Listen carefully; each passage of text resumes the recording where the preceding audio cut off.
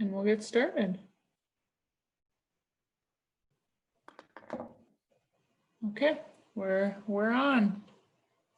So let's get started. So welcome everyone. We're glad you're here with us today. It's looking pretty nice out, so I'm glad you're here. I'm seeing that the sun is shining, so it's nice, but we're glad you're able to spend a short time with us to share a little bit about our curriculum. So I'm Natalie Compart. I work for the Minnesota State Southern Agricultural Center of Excellence. I do outreach and recruitment, primarily focusing on secondary students and sharing the word about careers in agriculture and CTE careers. And traditionally, we'd be working a lot with students at career fairs, career events, joining them in their classroom. But that is looking a little different now, as we all know. So we are really trying to reach students virtually as much as we can. So that's something we've become adaptive to and really trying to focus on. So now I'll let Judy introduce herself, and then we'll get started with sharing a little bit about our curriculum today. Cool. Thanks, Natalie. My name is Judy Barca. I'm the Assistant Director for Ag-Centric, the Northern Agricultural Center of Excellence. And Natalie really highlighted a lot of the things that we work on jointly, together, separately, but always with that same focus of promoting careers and sparking interest in careers in agriculture, food, and natural resources, or AFNR. And we're excited to be here with you today. Natalie, if you'll change slides, we want to share with you a little bit more about who we are and how we can be a benefit, hopefully a benefit, or be a connection for you. This is a relatively new graphic that we have that really describes one of the things, the major focus of what we do. We can help you build connections. Do you need to build connections between your organization, whether it's a school or a charter school or a public school or a private school or whatever, with business and industry? Especially in the agriculture area, we can help you do that.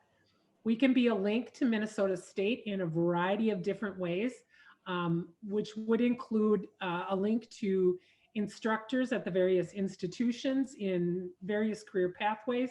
We can be that link. We also have career resources that we can share with you.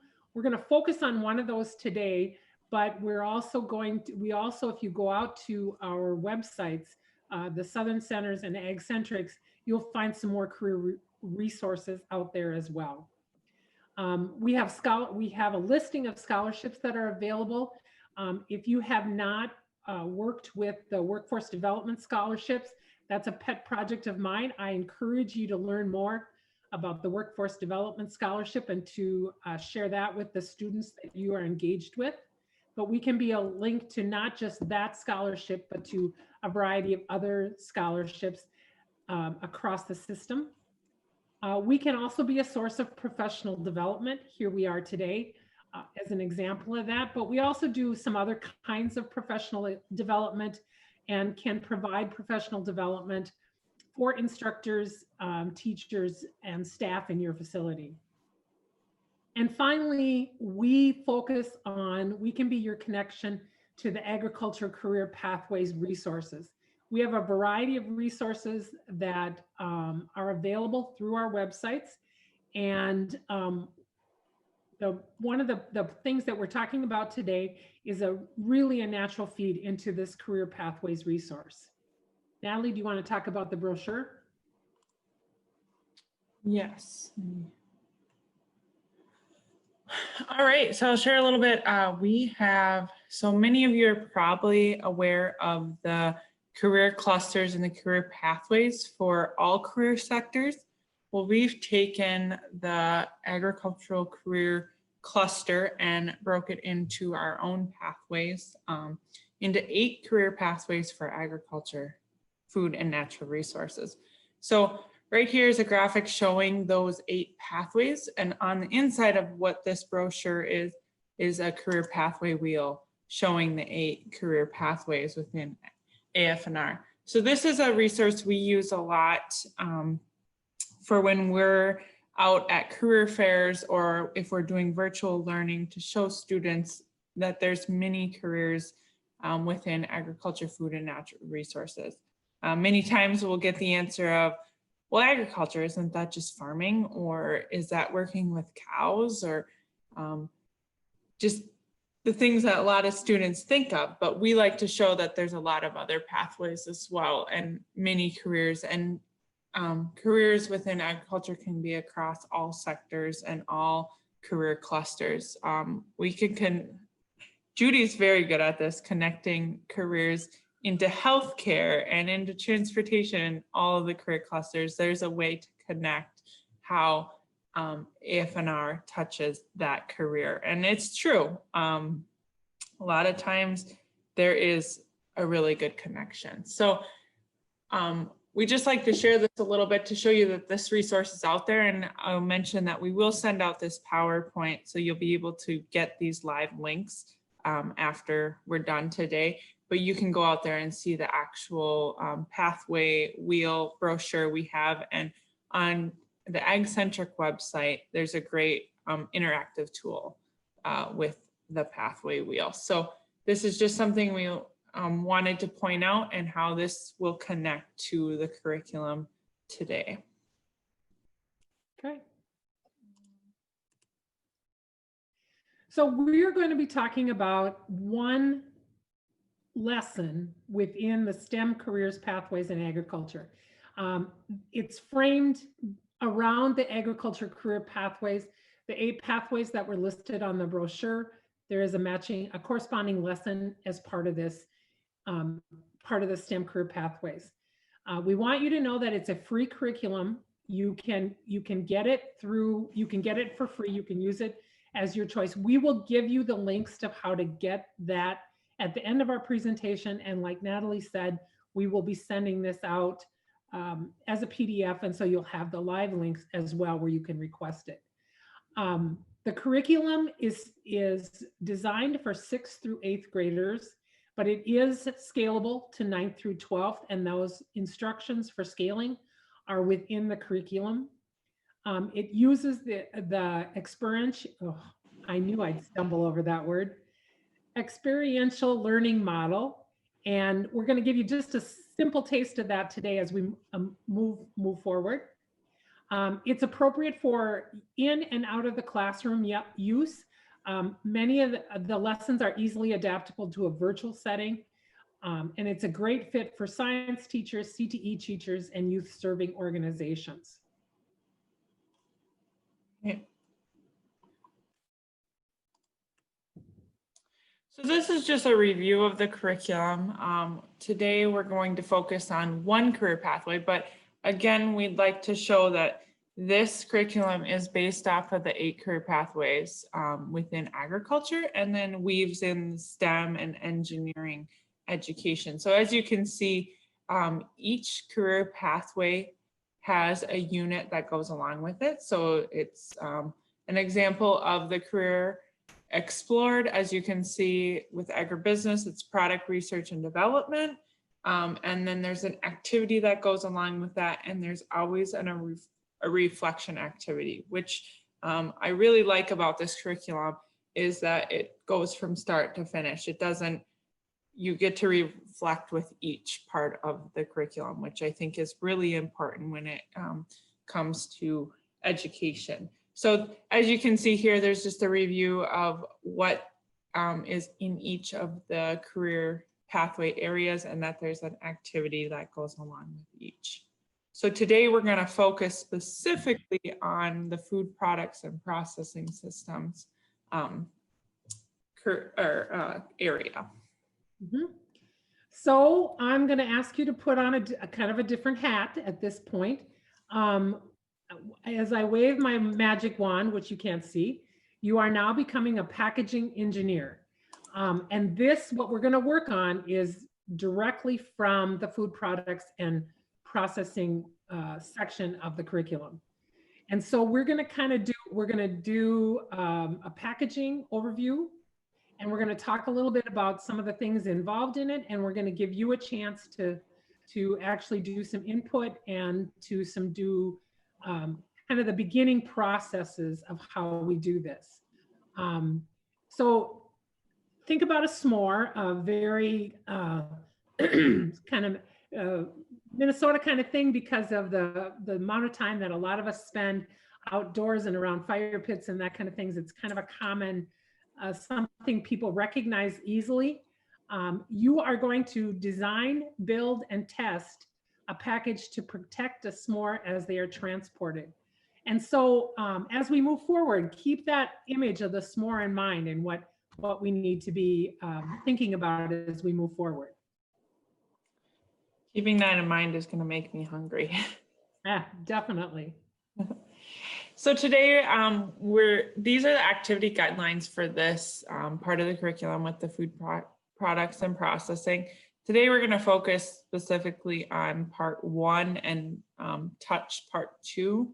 We're not actually we did not ask you to prepare materials today for this. We thought about it, but just with the short amount of time and the short amount of time to do this, we just figured we'd do more of a discussion-based event today. But usually you would build the prototype, test it, and then reflect on it as well. So today we're just going to touch the research, identifying the conditions and events that the package would have to go through before getting to the consumer. And then part 2 would be the development. So the design, what type of things would you have to keep in mind for those conditions and events? So those 2 are what we're going to cover today, but keep in mind that this part of the curriculum would also have the students build the prototype, then test it based on the conditions and events they would think that it would go through, and then would reflect how did it go? How did your package stand up to those conditions and events? So like I said, we'll really focus on part 1 and 2. So we're going to ask for a little bit of involvement now. Okay, so if you go to the top of your screen where it says you're viewing Natalie Compart's screen and then viewing options, if you click on the down arrow by viewing options, you'll find the word annotate. Please click on that and it brings up a menu. And if you click on the one that says text, you'll be able to create a text box and type your response into that. So as you have your packaging engineer hat on, we want to identify and discuss conditions and events packaged food goes through before getting to the consumer. And so I'm not going to say anymore. I just want you to write your responses in.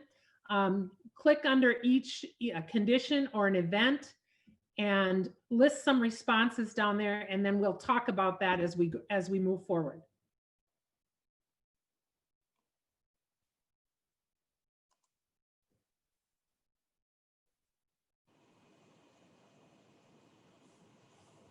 Climates, transportation, what other kinds of things what might be events?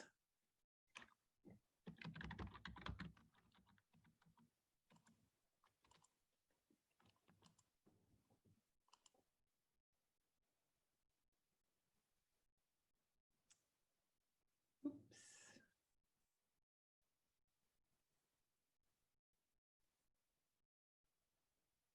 Good answers. Yeah, great answers. Sharp turns, curves, quick stops, exposure to moisture. Well, they need to be combined before shipping. That's a good. Yep. How about think about when it gets to the final, like the final store where it's going to be sold? Are there issues there that supply and demand of summer that might Falling boxes, good.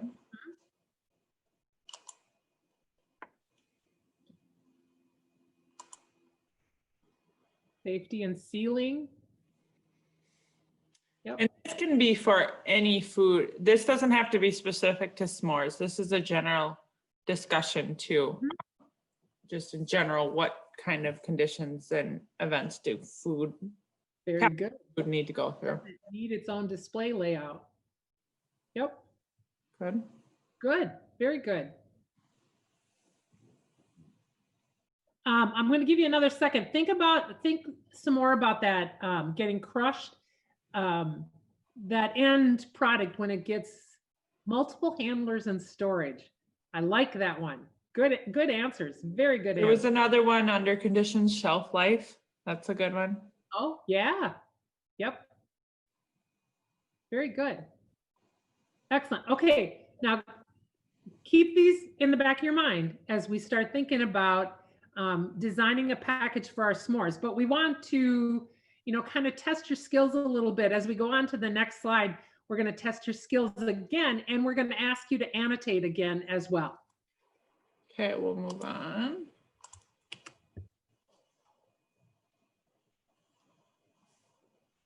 Oh. Leave the answer there. I'm guessing that's from last time, but leave the answer there. Excellent. So now looking at, so we've put 3 packaged items on the screen here. So now we're asking you, how do these packages address conditions and events? So if you're thinking of an egg carton and the product it holds, eggs, how does it address some of those conditions and events so that those eggs get from the farm to the consumer? Or for example, the applesauce, they're easy for kids to operate. That's a perfect answer. So how does the applesauce address those conditions and events? You have a small kid that likes to squeeze things. Do they squeeze the applesauce right out or whatever? So answer that question. And then Pringles, we all know Pringles, they taste great, but they are thin. How does this package address that product? So take a few minutes to annotate on each of these, how they address different conditions and events. Mm-hmm.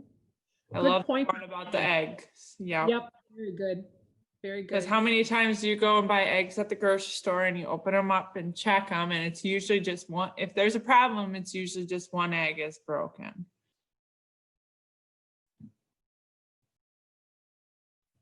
Excellent answer. Keep light out. I wondered if anyone, the attractive packaging, I wondered if anyone would say that, but that's very true with that. Mm-hmm. It's a great answer. Easy to consume out of the container. It's just like those darn chip bags, you can open them up and eat the whole bag before you know it. So you have to go buy more.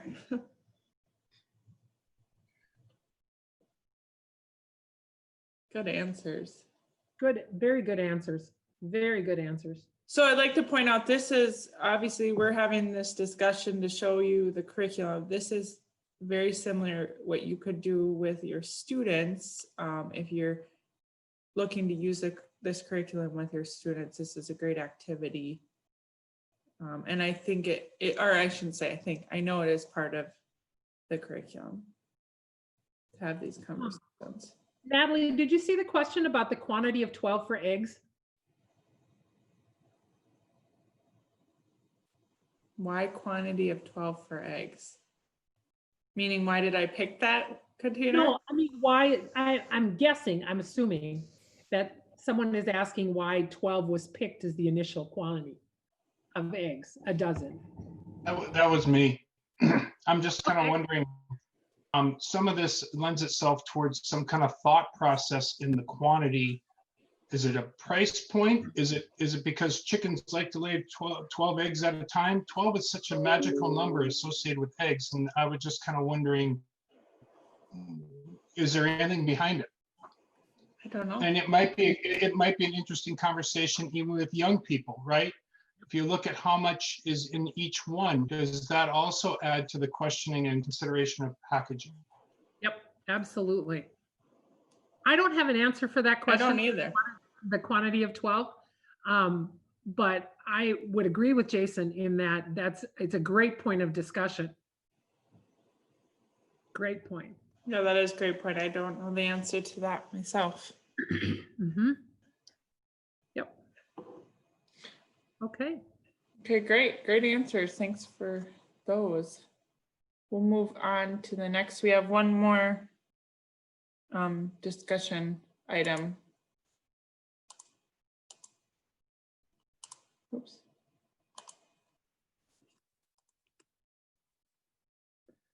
Okay, now we're going to think specifically about s'mores.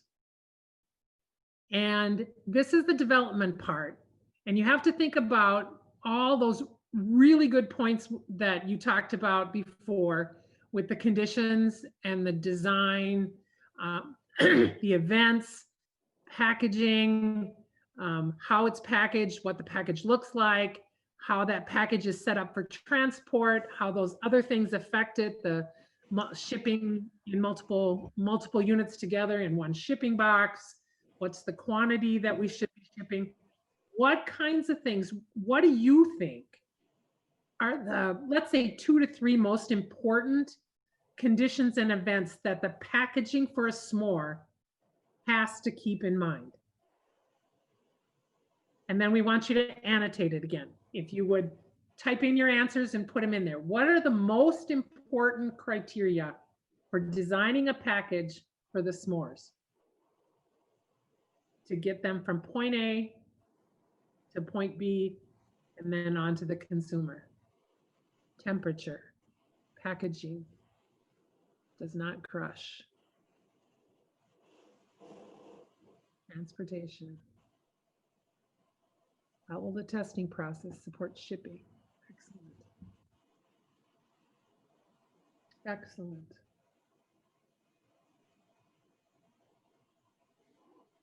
Other things that we need to take into consideration with the s'mores.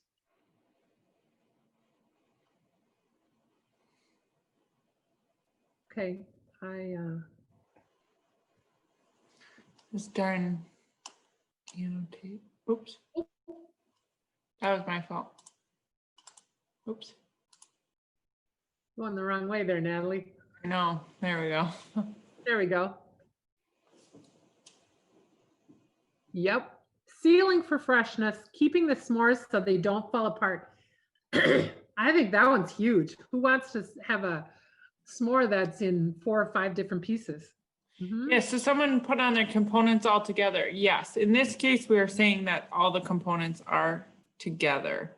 Sorry, Yes. that's a good question, because a lot of times we make our own s'mores, right? We buy our graham crackers, we buy our chocolate, and buy our marshmallows, and you make them. But in this specific case, you're buying the put together s'mores. Mm-hmm. I like the answer. I'm going to pick on the answer, the aligning packaging to cardboard box size. I think that's one of those things that when you look at scaling this curriculum to an older age group, that could be an area of where you really focus on, this is the ultimate cardboard box that the product is going to go in. And so the package needs to be aligned so it fits in there. And how does that work out? Yep. Feeling for freshness, temperature. Yep, how the testing process. Microwavable. That could really make, if the product is microwavable or not, will make an impact on what type of outside packaging or how much if you remove it from the package. And then the other piece to that would be is if it's microwavable in the package, how do you maintain the crispness of the graham crackers without them getting soggy? Other things to think about. We want you to see that when you think about 6th through 8th grade, you can start at one point with this curriculum. And then as you move it into a 9th through 12th grade curriculum, there's lots of additional factors that they as students can identify and can look at for further expansion, further exploration, and to give them that broad brush stroke of the kinds of things that they can do. So let's go on, Natalie, to the next one. Clear those. Okay. Thank you for your great answers. That was really good. So I just want to review again. We just kind of want to highlight a little bit, and then we're going to go on and we're going to ask you to participate in some discussion again in the next slide, but we started with that really broad area where what are some general conditions and events that have to be considered in all packaging. And so that was that really broad. And then we narrowed it down to some more specific conditions and events for specific packaging. The egg carton, the apple juice, the squeezable packet for the apple juice, and the Pringles can. And when we narrowed it down to some more specific packages again, I hope you noted how your responses became more specific to the particular packaging. And then when we targeted the next, we went to the, so we did that overall research, and we know we have a general idea of what those conditions are and events are that we need to keep in mind as we're developing. Then we move into the development process where we actually can look at a specific product, which is the s'mores, and we can come up with a prototype around that s'mores product. And as we go further, the next step would be to actually have the students build a prototype. And you could do it a variety of ways. There is a materials list, a suggested materials list within the curriculum that you could, if you're doing it in the classroom, you could use that materials list, or you can easily adapt that materials list and say, gather these things for at home to build, and keep it much more simple where you'd use paper or maybe an empty cardboard box, tape, staplers, some things that potentially students would have at home. So they could build their prototype and then they could test it. And the first test you could do, which would be really simple, would be a crush test. Drop it off the top of the edge of the table, or drop it from a certain height. And how high can you drop it and still maintain the quality and the quality of the product inside of it. And then the final part again, and Natalie spoke of this earlier, is that reflections piece. And it gives students a chance to go back and say, okay, how did it do with the various conditions that we set forth for it? How did it do within what would I do differently? What could I have added? What should I have taken away? Those kind of things that that makes it a complete package and a complete discussion. And then you could actually ask the students to go back and go to part 3 again and build and test with the things that they have reflected upon. So you can continue to have them improve their product, improve their packaging as they go forward. The cool part of this is, the other part of this is that in the lesson, you can also look at some of the careers that could be touched by this packaging. You know, if you look at the Pringles can and especially the Pringles can and the applesauce, the graphics designing that was involved in those to make them colorful and to make them the way they are. You can also talk about some of the additional careers that can be easily identified by the work that they've done in the packaging and the design and the development and the packaging. So it's a very complete lesson. I'm very excited about the opportunity for you to use it. So Natalie, on to the next one. All right. So yes, that's a great overview of what that part of the curriculum looks like. But as we had mentioned earlier, this curriculum does touch all 8 career pathways within agriculture. And like Judy had mentioned, I just love how it ties back to careers. And that's why I think our centers, the agricultural centers, really enjoy this curriculum, because we're always trying to share more about careers in agriculture, and this curriculum does a great job of connecting something so everyday to careers. So I would just like to share that. But now we're going to have another little discussion just to kind of wrap up our conversations today about the curriculum and how you might see it fit into your classroom, whether that's still in person. I don't know if there's a lot of in-person classes still going on, but how you might see this in your current classroom setting, whether that's in person, hybrid, or virtual. So I'll have you annotate. I didn't leave a lot of space in between 1 and 2, but you can just throw it on the screen wherever. How do you see yourself being able to use this curriculum or selected lessons in your current classroom setting? So you really just got a taste of one of the lessons today, but just, is there a way you could see that this would fit into your class, one of your specific classes you're teaching right now, or just share a little bit with us how you see this fitting into your everyday teaching. You want to go ahead and put that up there.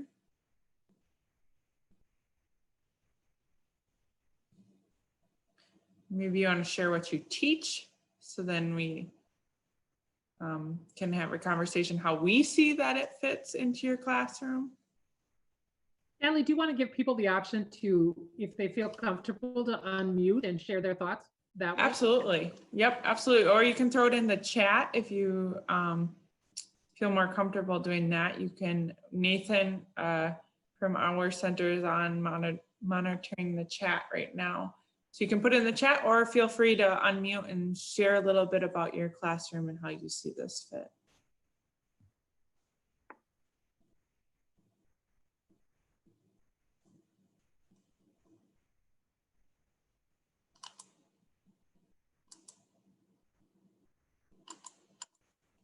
Maybe we're not exactly sure because we haven't seen the curriculum yet either. So we understand that.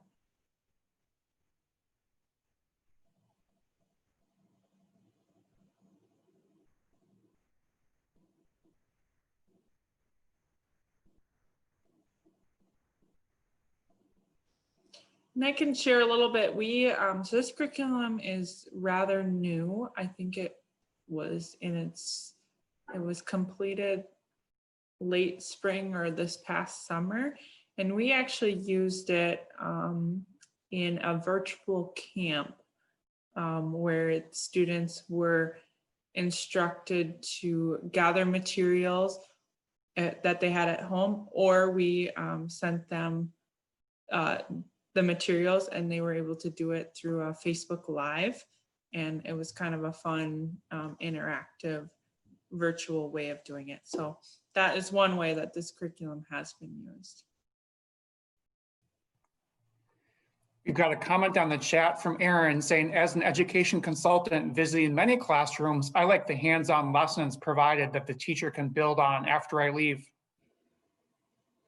Great. Yeah. Thanks, Aaron. So a lot of good answers. It would be a good activity for my food science class. Absolutely. And I think that's something we'd like to point out too, is this curriculum, it doesn't have to be used all pieces.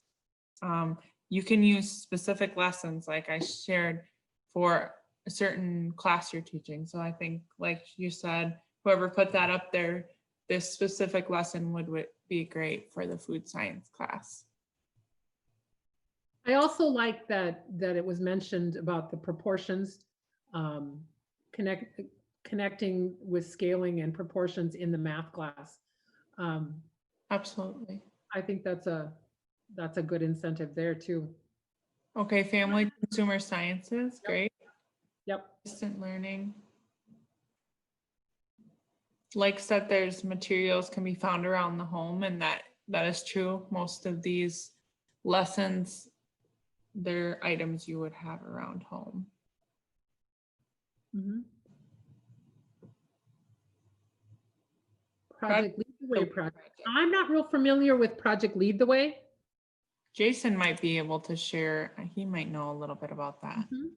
Yeah, that's going to be a lot of the hands-on students that are interested in engineering and designing, and this would roll right into their wheelhouse on getting students to research it, understanding what resources are out there to help them for looking at packaging and testing packaging and going through the whole process that you're talking about. So there's a nice program for that with Project Lead the Way. This would connect in really nicely with that.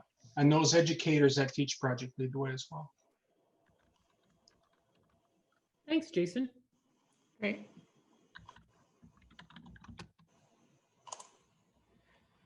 Okay, and then the second question we have for those that were on today, that did get a little bit of a taste of what this curriculum is. What do you believe are some supporting resources or training that you think you would need to be able to successfully implement this curriculum?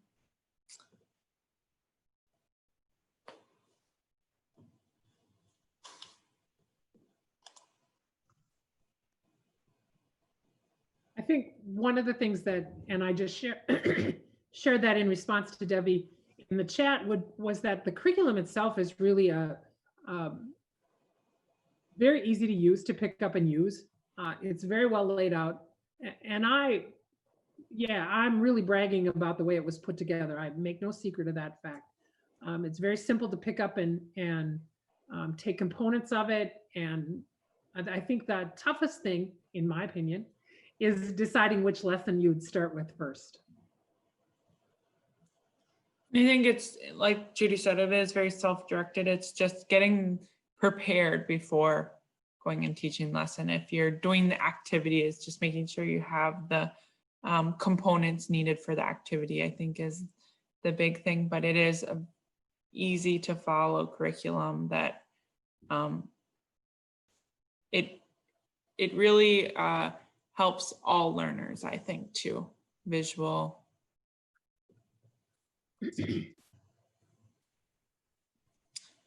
So okay. So I'm monitoring the chat as well as Nathan, but Brad had asked the question, is there an opportunity for a CAD, excuse me, maybe an SU to design a package, or perhaps that is already included? He has not had a full view. And I don't recall personally right off the moment, but that is definitely one of those areas where you could step it up and into a ninth grade, 9th through 12th grade, and use that more advanced skills that you're teaching in that class, and do that there. I would have to go back and look specifically to see if it's built into the curriculum. So I apologize, Brad, I can't give you a real accurate answer. Yep. Debbie shared in the chat that she has teachers that have developed food science lessons last year, and she's going to pass it on to the science and facts.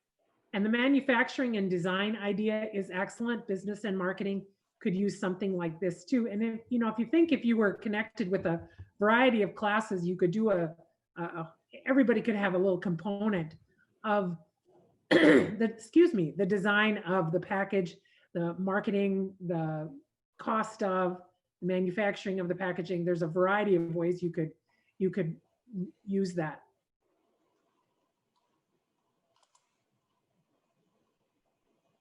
So, all right, Natalie, should we go on to the next one? Absolutely. Let me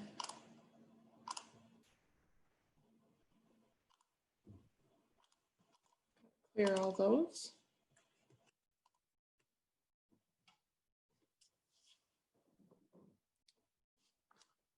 Resources. This is me. So this is where you can get request the free curriculum. You can go to the engineering website, and please don't try to copy this down. I'm not going to put it in the chat because we will be sending out all of these links as part of the PowerPoint in a PDF version after the workshop is done today. And so you'll have all that stuff there as well, and you can request it there. If you need to request a printed or a spiral bound copy for a minimal fee, you can go through the Engineering Center of Excellence as well. And then we also want to remind you that there are 8 centers of excellence across the state of Minnesota. There's 2 in agriculture. We're with you today. Engineering, advanced manufacturing, healthcare, IT, energy, and transportation. And this link that's on here takes you to the Minnesota State website, which can then direct you to each of the different centers of excellence to their own websites. The other thing I would offer for you today is if you're looking for curriculum resources, many of the centers already currently have a list of COVID, they're calling it COVID resources on their websites. We as a Centers of Excellence will be upgrading those websites in the very, very near future. And so we'll have a lot of really good resources on each of our websites pertaining to the particular area. So in agriculture, we'll have agriculture resources, IT will have IT resources, engineering will have engineering resources. So be sure to check back to that Minnesota State COE page and get links to those resources that are currently there and the new ones, that additional ones that are coming in the very near future. Natalie? Great.